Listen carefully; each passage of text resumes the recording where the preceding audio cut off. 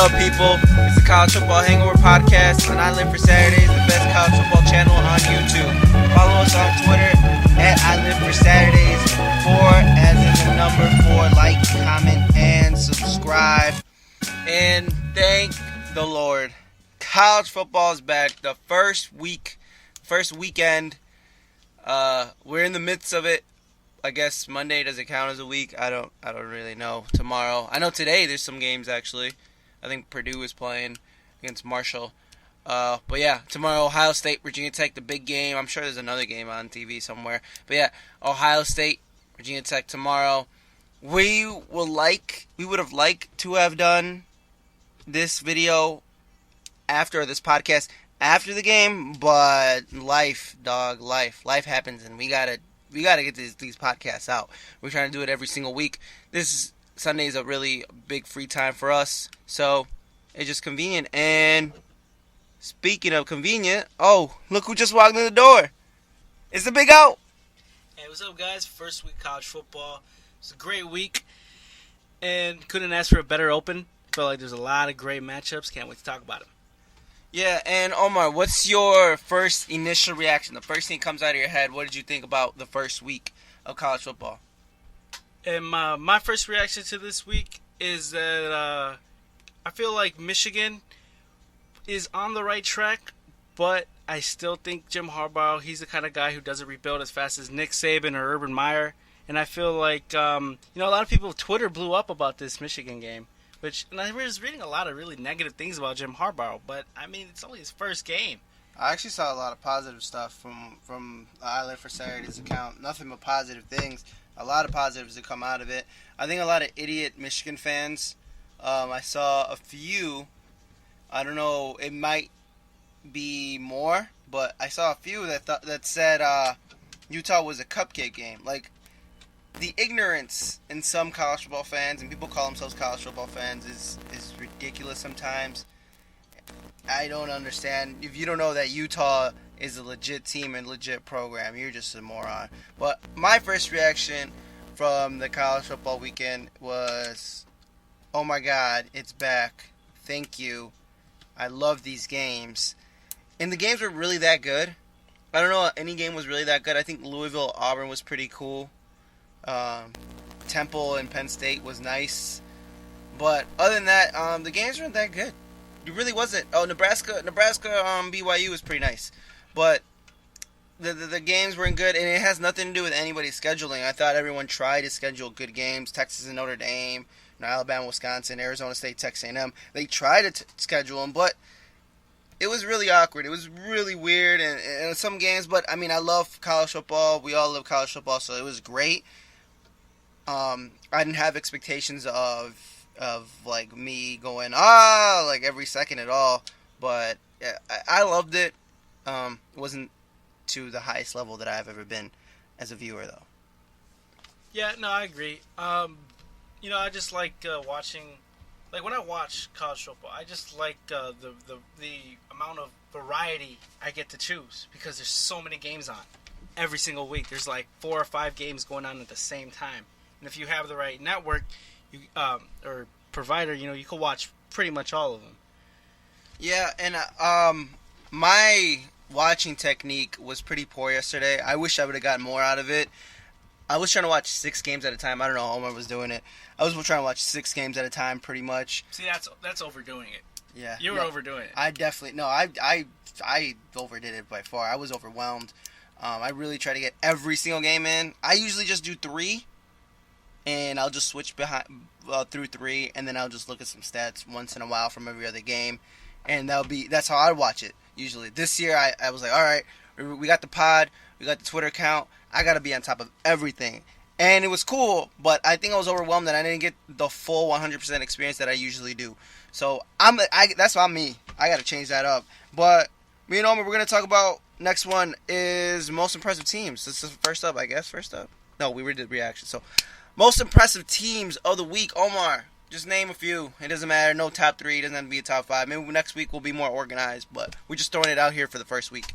In no particular order, I feel like Northwestern was a very impressive team. They took down a very good Stanford team. Yeah. I also feel that I'm drawing a blank here. Despite losing the game, I feel like SMU did a really good job against Baylor. I liked the way they played against Baylor. And then finally, Boise State. I really liked the way Boise State played. They handled themselves really well. They played a great game against Washington. I might come back to this, but Boise State, for whatever reason, they're not good in the fourth quarter historically. They're just not. And I think they got outscored by Washington in the fourth quarter. It wasn't by much. I mean, the game was 16-13. I think Washington got like a 2 field goals or something. Or maybe 1 field goal, but they were really outplayed. I think they got up 16-3, and they got outplayed ever since then. So, Boise State, they got to change some things up, man. I don't know what it is about them, but every fourth quarter, maybe it's just the talent, they don't have enough depth, but every fourth quarter, it seems like Boise State just drops off a little. They've saved themselves against Virginia Tech that one year. They got embarrassed by Nevada the other year, and then TCU as well. For whatever reason, they gave up in the fourth quarters, these games that they have under control. For me, the most impressive teams was definitely Notre Dame. Omar touched on some teams. Notre Dame, wow, they look awesome. They really do look awesome. And I was going to say Michigan State because the first few drives were pretty awesome. But then whatever happened to Michigan State, I don't know what happened. I think they only won by 14 points. SMU got, I think, 27 points on them. It was a little embarrassing for Michigan State. They couldn't really finish off Western Michigan at all. And they should have. Georgia Tech, though. Georgia Tech, my gosh, those players are flying. That is a scary, scary team, Georgia Tech. Everyone in the country has to be watching out. They really are. I think right now, yesterday, they proved that it's either them, Georgia Tech, or Clemson in the ACC. I think that's pretty much it. USC looked really nice yesterday. Alabama, we made a video, and I said Alabama was my favorite. Then I changed it throughout the summer, and I put it to USC. And I still like USC, but Alabama, man, they just look like they could hand the ball off, and they're just you can't stop it. They really look scary. And the last impressive team I thought was Temple. Penn State yesterday. I think Temple has to be in the top 3 mid-majors. I think they could get the bid, depending on Boise State, if they win their conference. When Boise State drops out, I like Temple, man. Temple looks really good. That defense is so underrated. Look up their stats from last year. Their scoring defense, points allowed, yards per game, yards per play. They are a legit D. And if they continue to run the ball like they did last night or yesterday, mid-evening, they're going to be really scary. And they could get into a big major bowl game. I feel like I said Temple before the year started. I feel like I said Temple was going to be a non-top 5 Power 5 conference team to watch. I feel like I said that. Did I say that? I have no idea. We'll go back to the tapes, though. And maybe I'll give you some credit next week. All right, so next one. Most impressive players. Omar. No order again. Most impressive players. Just random. Go ahead. Well, I think I'd like to start with probably the best player of the week, Derrick Henry.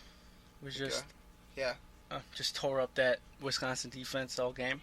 For my own favorite team, Miami, I like Corn Elder. Did a great job on the defensive side and also ran one back for a touchdown for a punt return.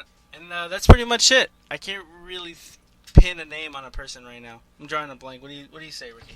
Well, I think yesterday by far Lamar Jackson was the most impressive player. And I don't mean to be any sort of bring up a racial card or anything, but I think if Lamar Jackson was white, he'd be having a lot bigger talk like a Johnny Manziel, because he really did look like Johnny Manziel last night against Auburn. He was freaking phenomenal. He really was. He's just out there running, and no one can catch him. No one can touch him. It was amazing, and he can throw the ball too. He can throw the ball pretty nicely. He was a wide receiver, I think, in high school. He was an athlete. He played both sides, quarterback and a wide receiver. And Bobby Petrino, which we'll actually get later on when we call Don B up. Bobby Petrino wanted him as his quarterback, and I think they switched mid-game. But Lamar Jackson, he was by far, to me, the most impressive player yesterday. I also liked Justin Thomas from Georgia Tech. Justin Thomas, wow, what a freaking player that kid is. That kid is an awesome, phenomenal player. He is by far Paul Johnson's best quarterback that he's ever had. And that's what's even more scary about Georgia Tech, because Paul Johnson's offense is obviously awesome because of their option, and it's just so tough to stop. But Justin Thomas can throw, and he can run. He's like a legit NFL running back there. Like, you cannot wrap that dude up. I also loved Alvin Kamara. I think he was really underrated yesterday from Tennessee. He was committed to Alabama. Some things happened. Went to junior college, then signed to Tennessee this winter. I think in February. He is awesome. Alvin Kamara. He is going to be a legit NFL running back. That kid can move. He is so smooth, and he is awesome. And one take we had yesterday, our fresh, hot sports take, sponsored by Ralph Lauren. All right, it's not really sponsored by Ralph Lauren, but, they close us hot. So we're trying to, put that together. Don't sue us, Ralph Lauren. Expectations, man. The expectations you guys put on your teams, and I think Omar is going to touch on that as well, and other stuff. But the expectations you guys put on your teams, and then they don't come through, is pretty insane. These kids first of all, they're kids. They're going to make a lot of mistakes. Second of all, they don't get any preseason games. And third of all, they're usually playing a pretty solid team. So they're going to make mistakes. And it's not easy, obviously, to learn all the plays and get all your routes in and understand all these concepts in the first week. And sometimes they do okay. Like, who was it? Auburn. Auburn's defense did pretty well yesterday, but now we're criticizing Muschamp and his defense and his players. But they did pretty well yesterday. They went up against a pretty awesome quarterback in Lamar Jackson. Muschamp did really well. I thought those kids did really well. They gave up 24 points, but that's not that bad in college football. There really isn't. I thought they did a really good job. And the perception you guys have of some teams, like, you guys will say, let's just throw out a name. Penn State. They're just going to run the table. Oh, yeah, they're Penn State. They're freaking Penn State. They got all this. And then they don't follow through. And then all of a sudden, now Penn State is garbage and Christian Hackenberg is garbage as well. I think, I've never liked Christian Hackenberg as this sort of elite NFL quarterback in college football. But at the same time, I think you guys, your perceptions are a little overreacted. And then you guys overreact for almost everything. As college football fans, we overreact for everything. It is ridiculous. One game, and that's it. These kids play 12 games. This isn't the NBA where there's 82 games. This isn't the NFL where there's 16 games and then the playoffs. And then you got another season to make up for it. These are 12 games. All right? A lot of these kids only play not even 48. Not even 48 games in their career. And that's in 4 years. You guys just overreact for everything. It is ridiculous. One kid, if he averages 130 yards, he has one game of 90 yards, all of a sudden he's trash. Like, the overreaction of college football fans is just dumb. Omar, you got anything to add on to that? Well, you got to remember, the only preseason game, you can't even call it a preseason game, is a spring game, and that's when you're playing yourselves. And not only that, but college football, out of every sport, has the least amount of games per season. And that's including, NFL, NBA, baseball, whatever. Yeah, it's ridiculous and it's dumb. But yeah, we're about to call it done. We're going to ask some questions. Might talk about some Bobby Petrino stuff. But yeah, let's see if hopefully it picks up.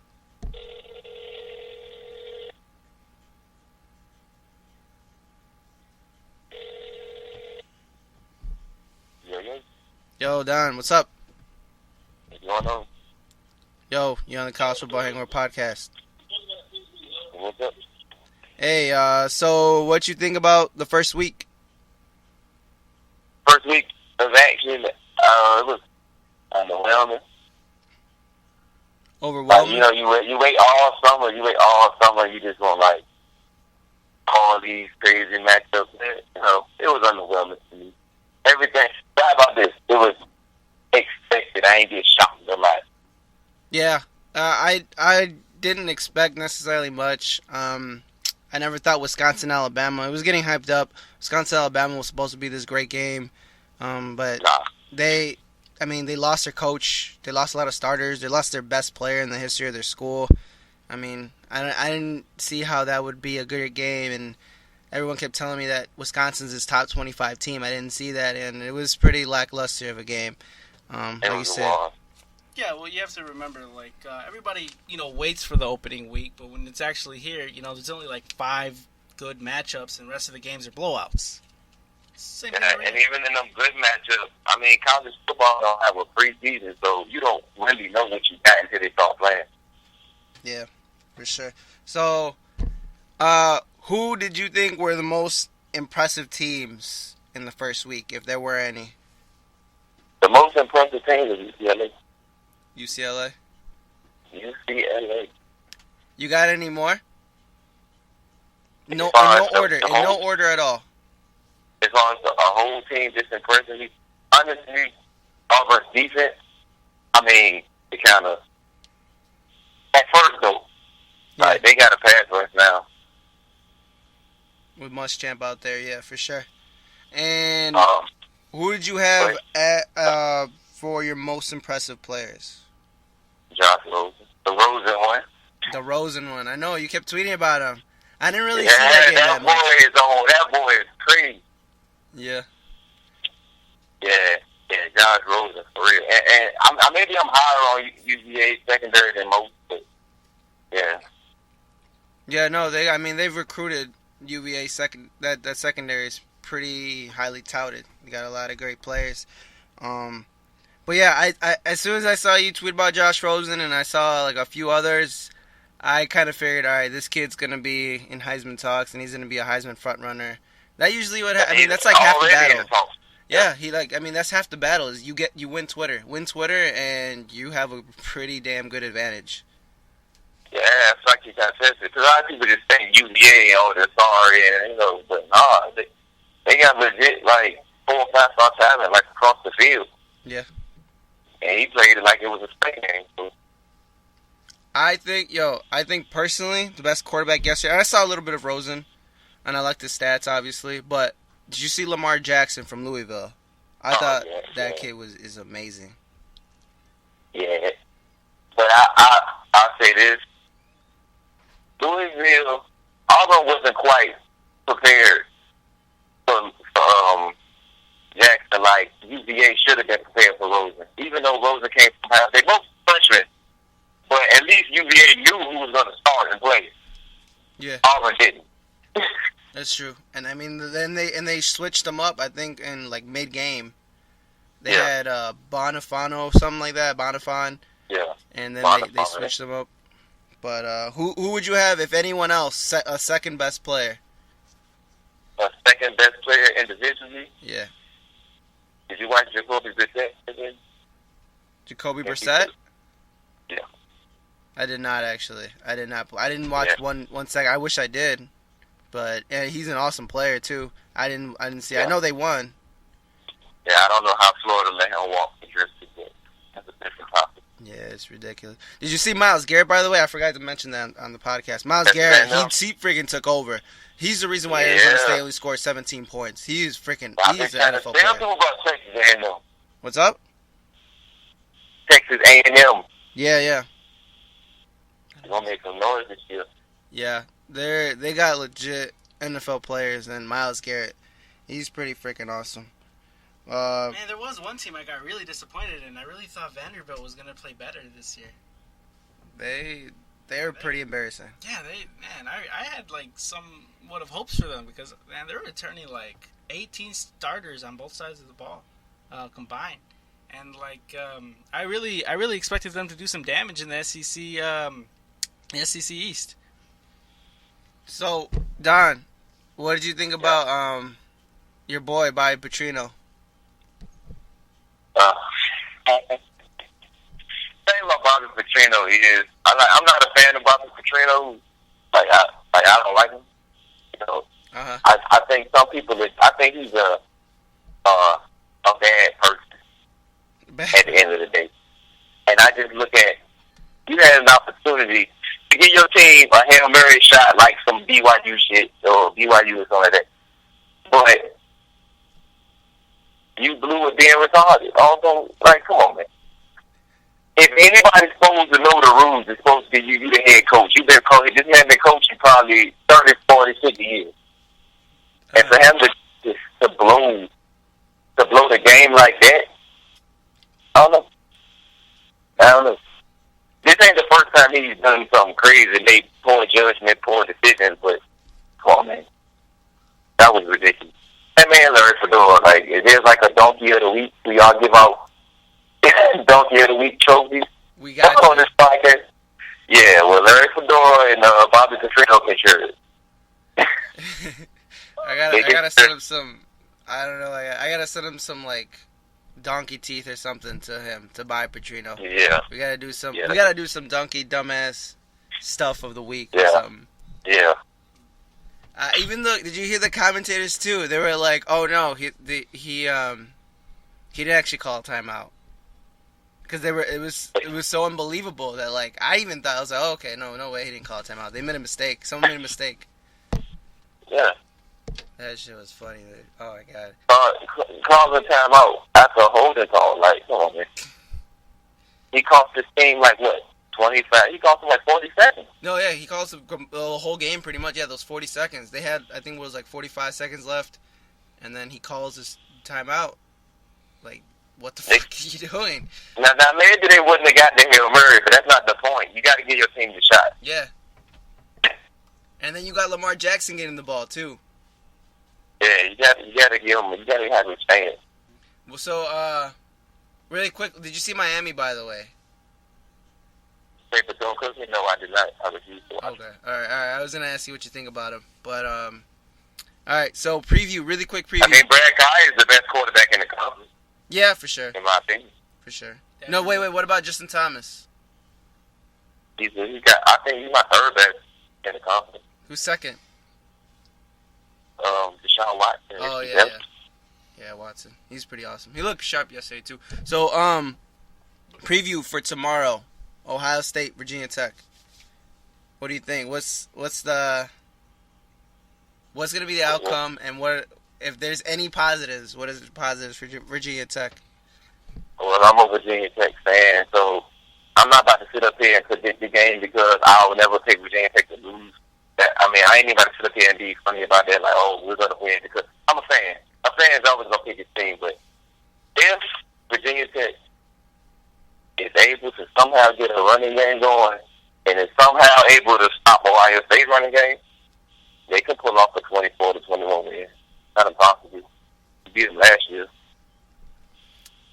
Did you hear Mark May's rant this morning about he's not picking Virginia Tech, but he's saying we're not a cupcake walk, and and he was saying there's a real legit chance that Virginia Tech can win. Like, this is gonna be like a really good game. Like, this is like a high profile game, and I liked his rant. It was mostly about how our personnel is ridiculously underrated, and how Ohio State's is a little overrated because now they lost Bosa and some receivers and a running back. They lost Bosa? What's up? They lost Bosa? Yeah. He got hurt or something? No, he's suspended. What did he do? I don't know. It's violation of team rules. That's all I know. Did you not know this? No. Dude, this has been for like a few weeks now. I've been under a rock. Damn. Now, I'm telling you, yeah, they lost Bosa, they lost like a receiver or two, and they lost their backup running back. I heard about the receivers. Yeah. One broke his leg. Yeah, I heard about it. I think their biggest advantage, and I think their scariest, is Ezekiel Elliott.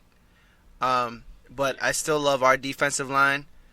But other than that, I don't see how they're like this incredible, like mountain to climb team. Like, I don't see that. I like them. They're really good and they can win a national championship. I don't see how we're this like far away from them. If you look at our recruits, if Michael Brewer can stay away from Eli Apple, Von Bell, and them, we are fine.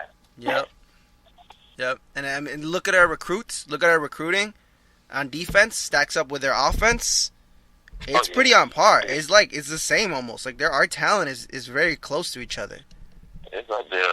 Now they put in Cardell Jones and he starts going deep in our safeties. Now that might be an issue. Yeah, for sure. At corner, what time? Yeah, he goes after. I think they move Chuck Clark to safety. Yeah. Who's with Chuck Clark? Huh? Who's playing Rover? Hell if I know. Like, I think, I don't know. I really don't know. Oh, okay. But I don't even know what type of defense they're gonna come out here tomorrow because I don't think it'll be our traditional, no, it won't be. 4-3. No. It's gonna be something different. It might be. Bud might come out there in a 3-3-5 for all I know. Yeah, possibly. All right, Don. All right then. Sign off, man. Yeah, before I go, prayers to Taysom Hill, Terrell Hunt, everybody that's been injured. You never want to see nobody get hurt. Thanks for having me on the show. For sure. All right, man. Peace out. Okay, see you next week. Call you up next week.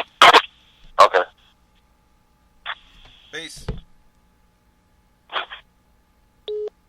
Yeah, so that was Don V. He's awesome. Great call. Great guy. Follow him on Twitter at VTZ from VA. I'm sure the link will be below. But that's pretty much it, Omar. Wait. What do you think what's your score? What do you think the score will be tomorrow? Oh God. Completely unbiased. Come on. Completely unbiased. Completely unbiased is super hard when it's Virginia Tech, when it's my team. That I can hate other teams. Right. Like really hate them and be completely unbiased. I could still say, I might hate Alabama, but I'd be like, Alabama's still going to win 28-1, 28-5. I don't know. Something crazy. They'll kill somebody. But I don't hate Alabama, just using them as an example. But to be completely unbiased with Virginia Tech, man. You really want to know my score? Yeah, go ahead. 31-28. Virginia Tech upset in Blacksburg. People go crazy. Dog. Yeah, I mean, I'm being real right now. Honestly, it's so hard to be unbiased right now. I really love this team, these group of guys, and they're really, really talented. So like, it's so hard. It's hard to just completely take that out because I really believe in this group of guys, and I believe in Bud Foster. I think Frank Beamer's got a little bit, not like he's revived himself, but like a little bit of revival of him. A little bit left in him? Yeah, just a little bit. I think he's throwing himself out there. I think Shane Beamer, every year he gets better as a coach, so that's helping us out as well. So it's hard to think we're going to win tomorrow. It really is. We might get blown out. We might get our butts whipped. It might be 40-0, but right now I feel 31-28. My honest opinion, I think you guys will hang for a while. But, third quarter, I'm going to say mid-third quarter, Ohio State's just going to start to, they're just going to start to just, show, like, the talent differential. On what side of the ball, though? On what side of the ball? On Ohio State's offensive side or Ohio State's defensive side? I'd say Ohio State's offensive side. Oh, no, hell no. Hell no. No way. I think after a while, I feel like after a while. I think after a while, Ezekiel Elliott will start to break down this defense, and he'll start to run all over them. I feel like at the end, he did it against Alabama last year. We're better defense than Alabama. We are a better defense than Alabama. We still are the better defense than last year's Alabama. Last year's Alabama's defense was not very good. First of all, that was not a regular Nick Saban defense. Name one player on that defense that was really, really good that you thought was really awesome. Okay. Yeah, that's what I thought. Like, there's no one there, and we have Kyle Fuller, we have Brandon Faison, Daddy Nicholas, Marshall, Ken Eckerman on the edge, Deion Clark, Chuck Clark. We got real players, man. We got real freaking players. We got real recruits. Like, this is no slouch team. We got Bud Foster, possibly the best defensive coordinator in the country. We are not going to get, like, on that side of the ball. I think Ezekiel Elliott could wear us out if our offense, like, messes up us over. I don't want to swear, but, like, if we give up some touchdowns on the offensive and special teams part of the ball, and then they'll be leading, and then Ezekiel Elliott would have got his 30th touch. And then, yeah, I think our defense can get worn out in the fourth quarter like that, and then it could look like we lost by 21. All right, that's fine. But to say they're just going to wear us out straight up, no, hell no. Get out of here. No way. 28-42. That's the score I'm picking. That's the score I'm going with. So down by 14, that's not... I mean, if you guys do lose, it's still a close game to some degree. 28-42, man. That's my pick, 28-42. All right, guys. All right, so peace out. Omar, sign off. Peace. See you next week. Peace, guys.